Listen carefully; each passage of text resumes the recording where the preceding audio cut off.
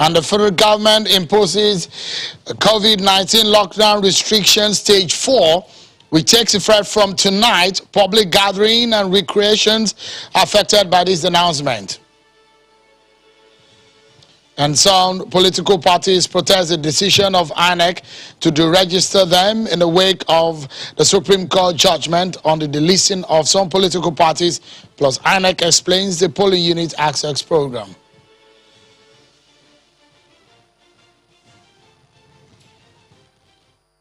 Hello, everyone, and welcome to Politics Today live on Channels Television. I'm Sean Kimalo in Lagos. Let's bring to you some of the breaking news that we have for you tonight. We can tell you the news just coming in that the federal government of Nigeria, through the Presidential Steering Committee on COVID-19, has reimposed restrictions and rules effective from midnight of Tuesday. The phase 4 of the COVID-19 lockdown takes effect. The restriction entails that mass gathering in the public space is now restricted to 50 persons. Access to government institutions denied to anyone without face mask.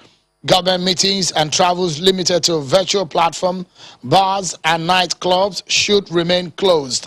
The nationwide curfew takes effect from midnight today till further notice. The order states that only essential international travels are encouraged and all existing protocols are adhered to. No limitation, however, to extra-state travel.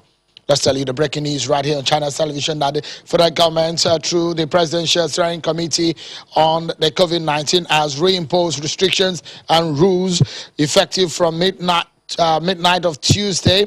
Is the phase 4 of the COVID-19 lockdown, and it affects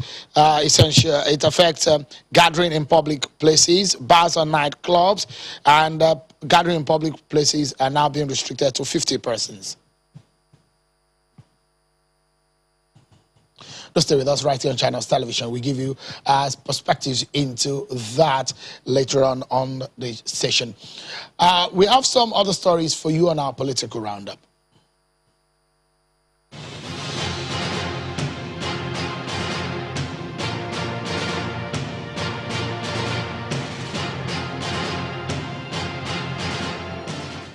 The Minority Caucus in the House of Representatives says it's alarmed over allegations that 165 billion naira operating surplus, as well as other funds running into billions of naira, are being diverted by top officials of the Nigerian Ports Authority, led by Hadiza Bala Usman. The lawmakers are asking the Economic and Financial Crimes Commission to immediately commence a system-wide investigation into the allegations and prosecute the managing director, Hadiza Bala Usman, if found guilty. According to the caucus, such a huge economic crime against the nation should not be left to an administrative panel of inquiry, but committed to an anti-graft agency for independent investigation. Some chairmanship aspirants who participated in last Saturday's chairmanship primary of the All Progressives Congress in Kaduna State have rejected the outcome of the exercise, with a call on the leadership of the party to cancel the primary and fix a new date for a fresh exercise.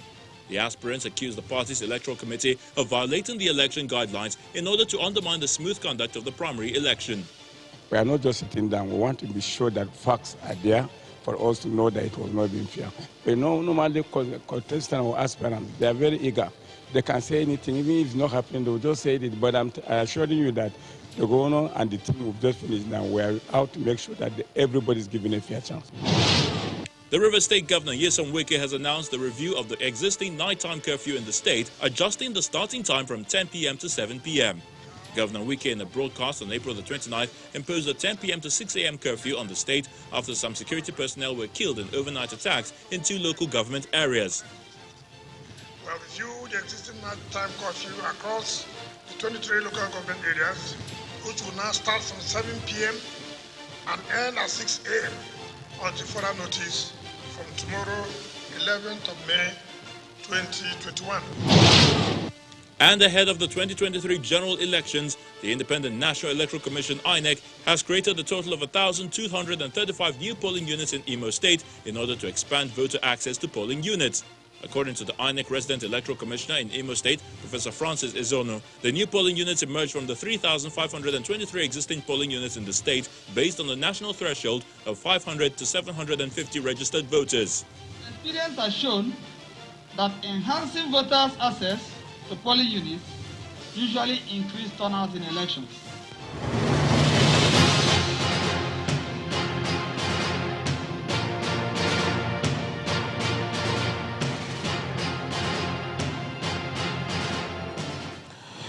Let's remind you of the breaking news that we are following for you right here on this network.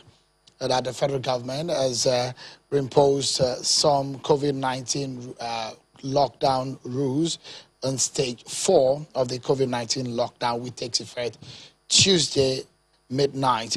The restriction entails that mass gathering in the public space is now restricted to 50 persons. Access to government institutions denied to anyone without face mask. Government meetings and travels limited to a virtual platform. Bars and nightclubs should remain closed. The nationwide curfew takes effect from midnight Tuesday till further notice. The federal government also says that the order states that only essential international travels are encouraged and all existing protocols adhered to. No limitation, however, to interstate travel. And now it does look like this is happening yet again. Another attack has hit another INEC facility, this time on a recently renovated facility in Ahafia local government area of Abia State last night. The Independent National Electoral Commission, INEC, says it is concerned about the situation. Although no casualty was recorded, the building and all electoral materials and office equipment were destroyed. The attack is coming barely 2 weeks after the Commission's office in Essia and Udim, local government area of Akwa Ibom State, was burned down. INEC's National Commissioner in charge of Information and Voter Education, Mr. Festus Okoye, said in a statement that the Commission is worried about the impact of the attacks on electoral activities, including the ongoing expansion of voter access to polling units, resumption of the continuous voter registration pending by-elections, end of tenure elections, and the 2023 general elections. 5 months ago, the INEC local government office in Aba South was also completely burned down on the 13th of December, while that of Arochukwu LGA was vandalized and ransacked in October of 2020.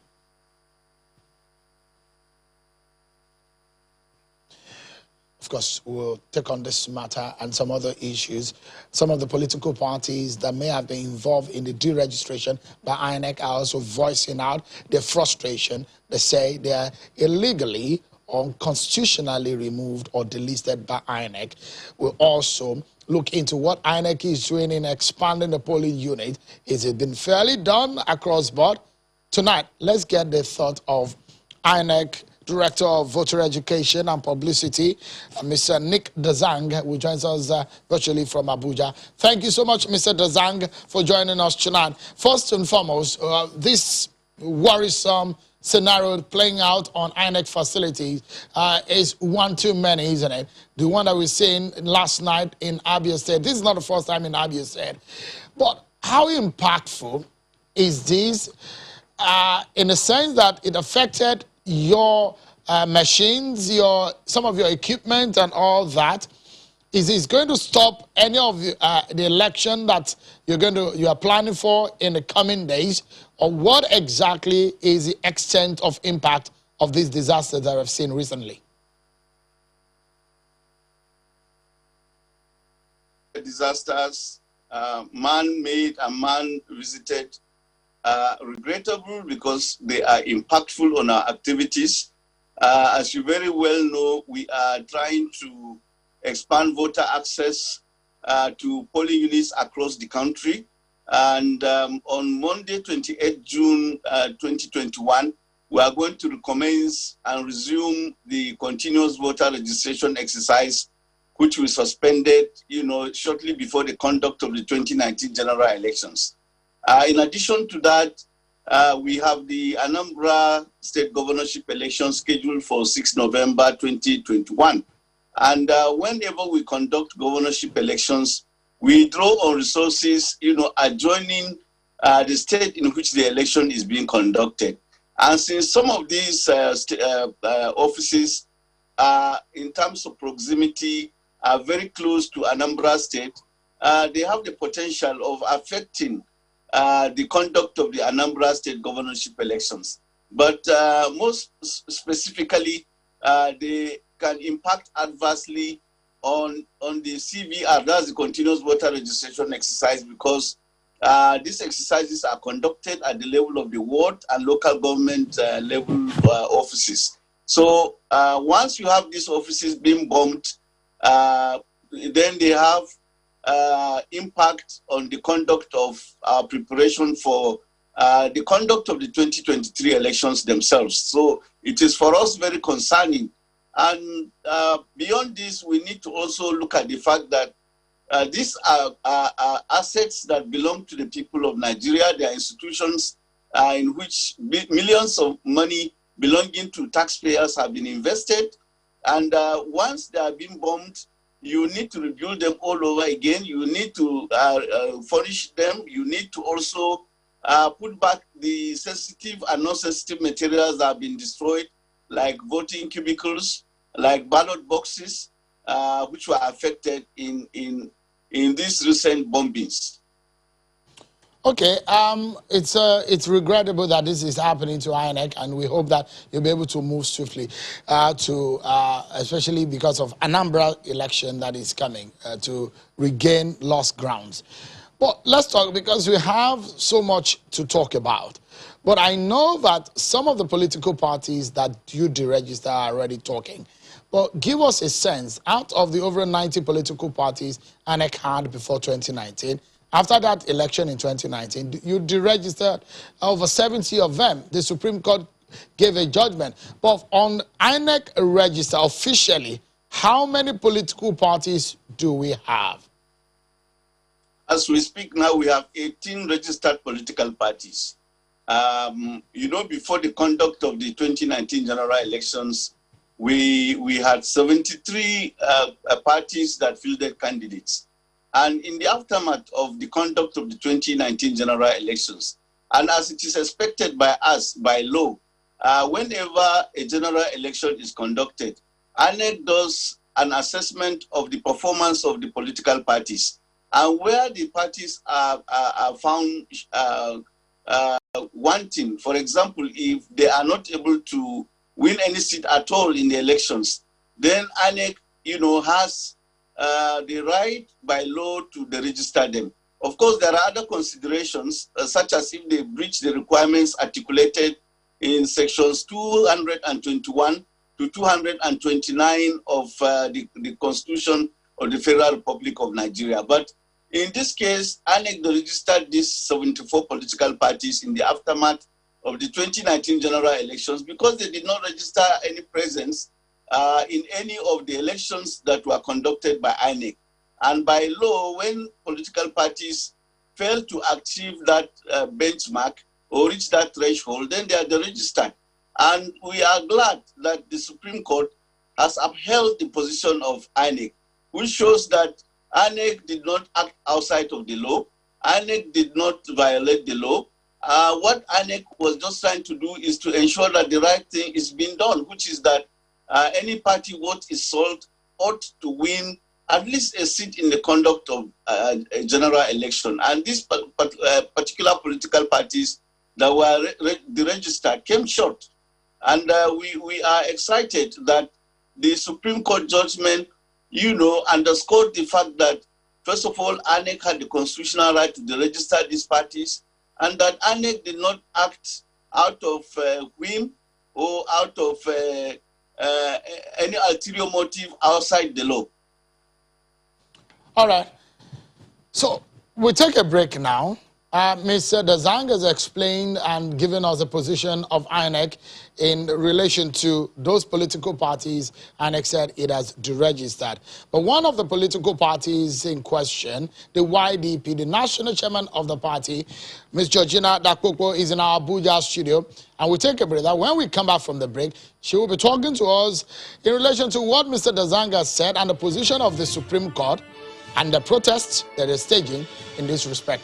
Don't go anywhere, everyone. We'll be right back. Thank you so much, everyone, for staying with us right here on Channels Television. Let's get back to the conversation now. Mr. Nick Dazang, the Director of Virtual Education and Publicity at INEC, has been talking to us and giving us insight on some of the issues, especially relating to the deregistration of 74 political parties. One of those political parties, the YDP, is represented here tonight, and they're saying they are unjustly treated. Let me allow Ms. Georgina Dakpukpo, who is the national chairman of the YDP. She's in our Abuja studio. Thank you. It's a pleasure having you on the program, madam. And let's get your reaction to have listened and I've heard, spoken to some of your colleagues, political parties that are deregistered. And the agitation is that the Supreme Court judgment does not reflect the deregistration of the 74 political parties. React to what Mr. Dazang has said as relating to this. Thank you very much, Sean, for having me on your show on Politics Today. Prior to the action of INEC in February to the political parties, we were already in court before INEC went ahead to the political parties. We were at the Federal High Court, and we were, among other things, seeking an interpretation of the Section 225 of the Constitution. But INEC went ahead and registered the political parties, and subsequently the Federal High Court ruled that INEC was well within its right to have carried out the action. So we went on appeal to the Court of Appeal, and in August, I believe, the President of the Court of Appeal, in a 5-man panel, ruled that INEC did not follow due process in the registration of those political parties. Because of the 50 or so that went to court initially at the Federal High Court, only about 22 went on appeal to the Court of Appeal. And that was the decision then. And then INEC went on an appeal to the Supreme Court. And that case is still pending. So when I hear INEC coming out through its publicity commissioner to say that the decision of the Supreme Court is final, I'm puzzled, because there is a substantive case appeal before the Supreme Court. Aside from that, the NUP case that was ruled on a couple of days ago is thoroughly different from the case that we have before the Supreme Court. In fact, the Court of Appeal did mention that the NUP case, that INEC was well within its right to have taken that action, but they did not uphold the right of, they upheld the right of INEC to register political parties, but I did not follow the due process. Like the apologies. I like just a moment, please, so that our viewers get a sense and understand what you're talking about. First and foremost, you agree tonight that the Supreme Court has said INEC has the powers to deregister political parties. I agree, isn't it? All right, yes, I agree. That's cleared out of the way. But the position you are holding tonight is that your deregistration the process was not followed through. There was no due process in your deregistration. So what exactly is the process that you are protesting about? What is the due process you're talking about? The section INEC relied upon to carry out this action has several subsections. There are several preconditions that are supposed to be met before INEC can go ahead and register a political party. Like he mentioned that we should win a seat in the election.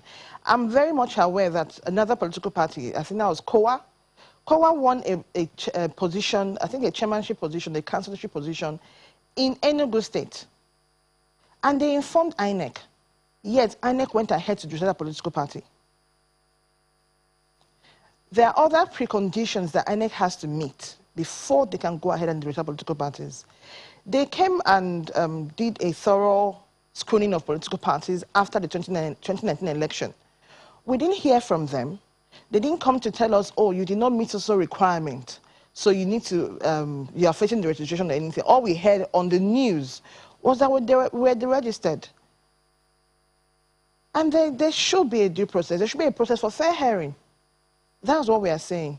So have you had any encounter with INEC when you got the information. Let's pick your party, because you can speak for your party, even if you cannot speak for the rest of the 50 or so that went to court together. So the NUP, the case is clear. And Supreme Court had definitely declared and finished that matter. But for the case of our 50 of you that are deregistered, and you have your case 22. Still pending in court, 22 rather, that are still in court, have you had a personal conversation with INEC to get a sense of why they're going ahead? They haven't reached out to us. Sometime, I think about 2 months ago, we approached INEC because we wanted to participate in the, because the judgment we got at the Court of Appeal is a declaratory judgment. It cannot be stayed. So ordinarily, INEC is supposed to have reinstated us as political parties by now. But that being said, we went ahead and went to them and told them we want to participate in a number of elections. We went to a notice of primaries to the INEC office, and we dropped our letters. They collected it from us. They received those letters, only for us to hear on the news that they were not going to act on those letters. They have not reached out to us. We have at least tried to reach out to them to tell them we want to participate in the elections. They have not done anything like that. They never even wrote to us to tell us, oh, you are being deregistered. Let's allow Mr. Dazang to... That they were... Okay, all right. Please, land on that thought, please.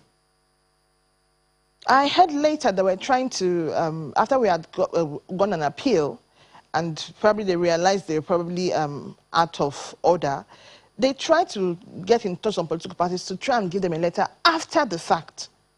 But how can you come to me after the fact? What is the essence? Okay. What exactly were they trying to achieve? Let's allow INEC to react to what you have said. Mr. Dazang, I'm very sure that you can hear the YDP, the national chairman there. What are your reactions to those allegations raised?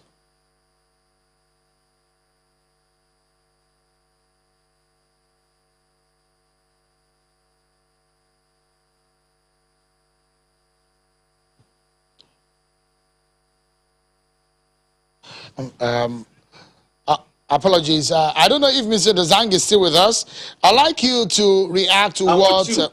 yeah, please, could you react to what the national chairman, Ms. Apkopo, has said in the allegations that she has raised in relation to what you did to them?